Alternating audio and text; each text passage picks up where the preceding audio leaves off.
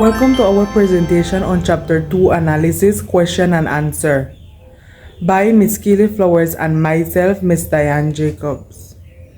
What were the objectives of the colonial power?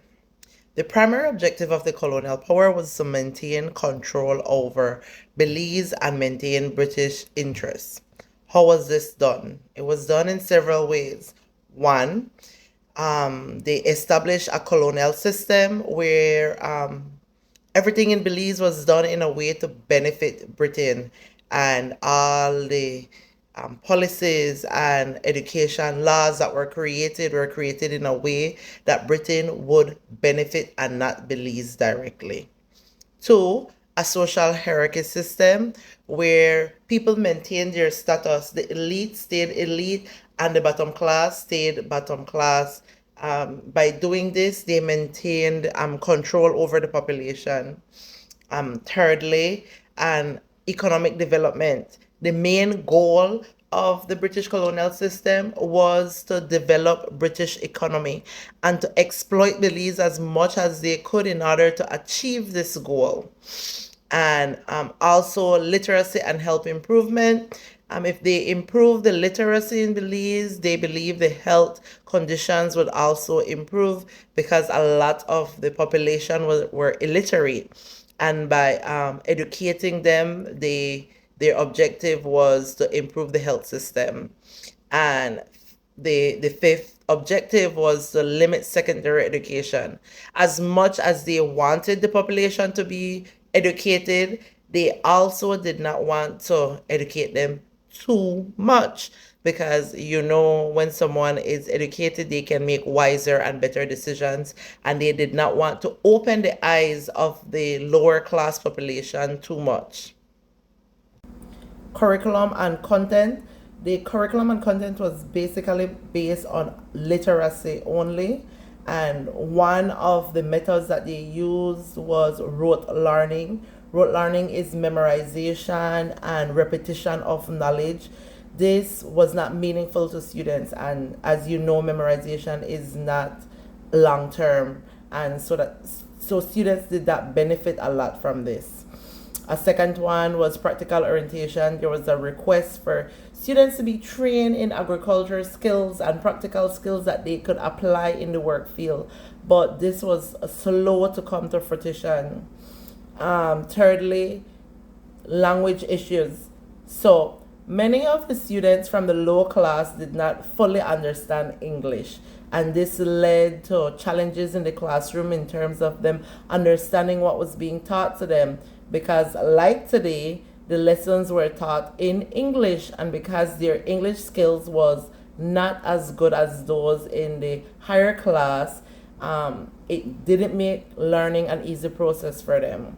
Terminal education, like stated before, they focus mainly on primary education and not on secondary education. And the focus on this was primarily to control the population.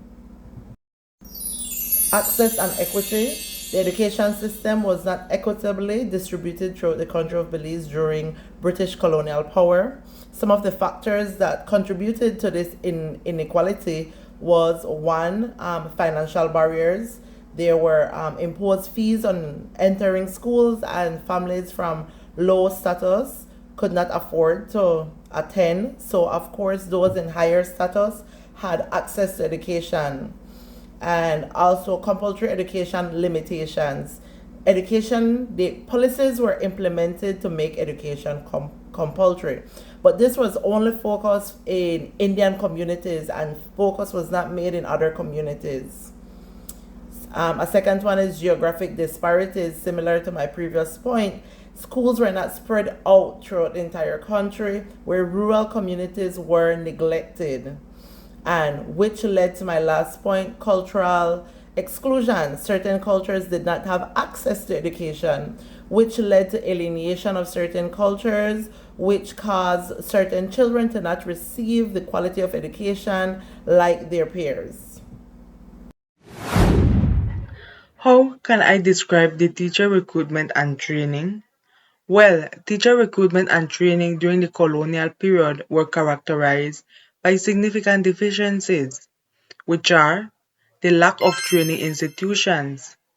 There were no formal training institutions for teachers, which meant that many teachers were inadequately prepared for their roles in the classroom. 2. The pupil-teacher system. The reliance on the pupil-teacher system was insufficient due to inadequate supervision and ineffective teaching methods. 3. The low salaries and standards. The teaching profession suffered from low salaries and a lack of established salary scales, making it difficult to attract qualified individuals into the teaching profession. And 4. The awareness of deficiencies. Despite recognition of the need for better training and recruitment practices by colonial authorities, financial constraints often hindered the meaningful reforms. So now let's describe the long-term effects of the colonial educational policies. The long-term effects of the colonial educational policies in Belize have been profound and lasting. The first point we have is the social inequality. The entrenched social divisions created by the educational system have persisted. It has contributed to ongoing disparities in access to education and economic opportunities. Second, we have the cultural alienation. The focus on the British-centric education has led to the marginalization of local cultures and languages, impacting national identity and cohesion. Thirdly, we have the limitation of opportunities. The colonial approach to education limited students' opportunities for personal and professional development, which resulted in a workforce that was not fully equipped to meet the demands of a post-colonial economy. And fourth, we have the continued challenges. The legacy of these policies has contributed to ongoing challenges in the Belizean education system, including the issues of quality, access, and equity that require significant attention and reform. I hope you all enjoyed our presentation and you are able to learn one thing about Belize education system during British colonial power.